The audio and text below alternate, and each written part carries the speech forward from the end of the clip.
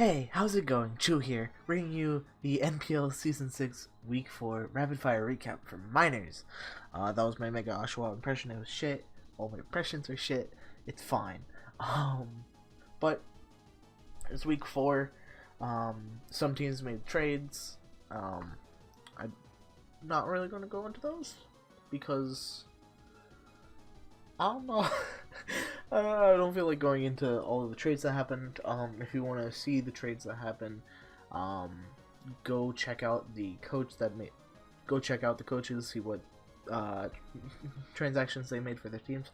But without further ado, let's hop right into week number 4. In our first game between the Indiana Hyperspacers and the San Antonio Spars, Will really struggled with Mega Oshawott's team.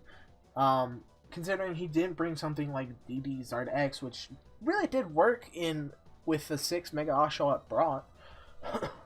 Considering with the way Zard ended up dying, he didn't bring DD, so Pre-Murdered was just there, and he couldn't really deal with that. And then Lele came in.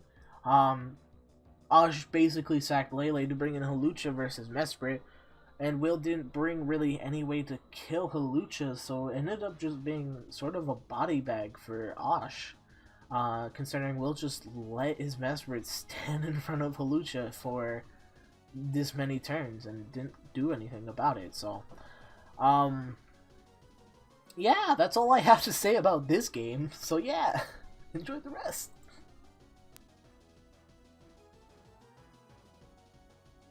In our game between the Inglewood Infernape and the New Britain Rockruff, both coaches brought really interesting Z moves.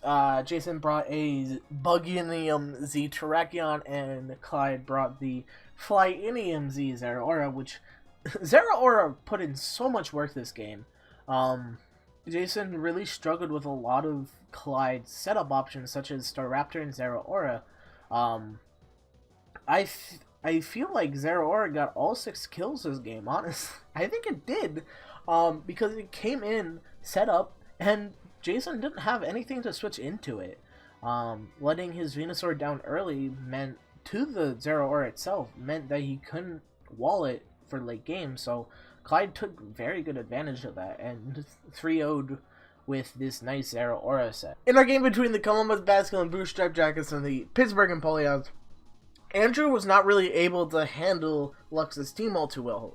The Heracross, the Sub-Heracross ended up being way too much, breaking Andrew's team, and then ended up Piloswine killing Lando, which was really nice.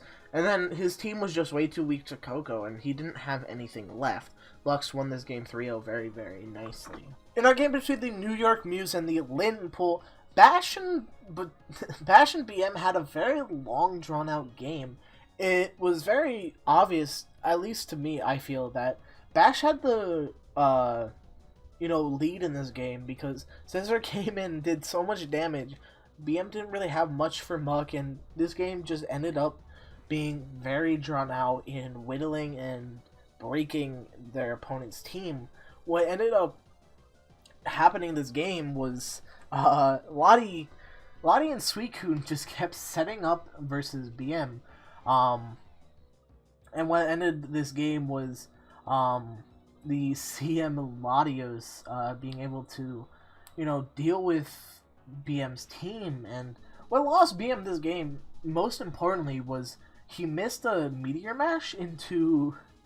What could have happened was if he hit the last Meteor Mash on the Latios, and into that Stone Edge crit, he could have won this game pretty nicely, but unfortunately he did miss Meteor Mash, and the game ended up being a 2-0 victory for Bash. So very, very long, drawn out game, and it was an interesting oof.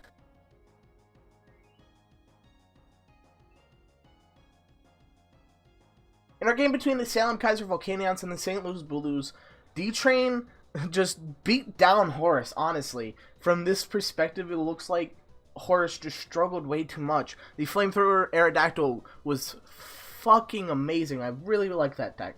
But the combination of D-Train's setup sweepers and his offense just proved to be too much. Koffag and Aerodactyl did end up cleaning up the rest of the game, which is very, very nice. I definitely think D-Train played this game amazingly. In our game between the West Virginia Miniors and the Bullen Bovines, Ultra Player very nicely used his team of hazards and offense to whittle down Dr. Slyking's team, and overall used hazards and his offense really, really nicely throughout the game. The hazards let mons like Mimikyu and Lopunny do so much more work than they could have, and what the game ended up becoming was a battle of the blind birds. Air Slash Togekiss versus Hurricane Torn-T, and we all know how the fuck Torn-T is. Just fucking hates hitting hurricanes. But it was just, at the end, Ultra Player's Togekiss with his wish just beat out Dr. Slyking's Regenerator course, and that was it, winning 1-0 for him.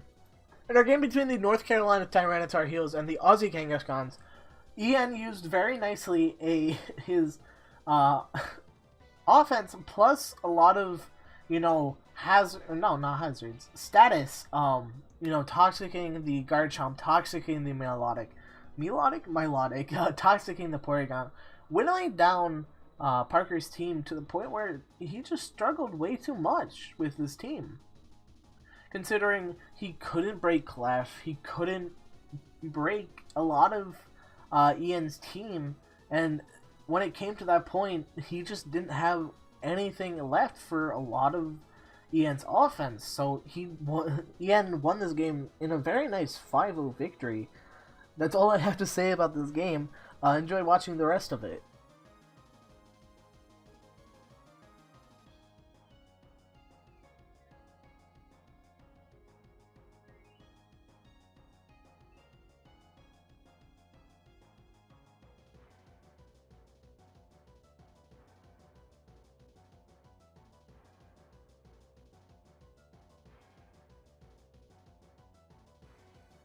And in our last game between the Texas Raindance and the Ottawa Garchomp, Scrappy almost did it to Pesky City, sending in his Kommo-o on the Ariados, going for the DD, and blowing Pesky's team back.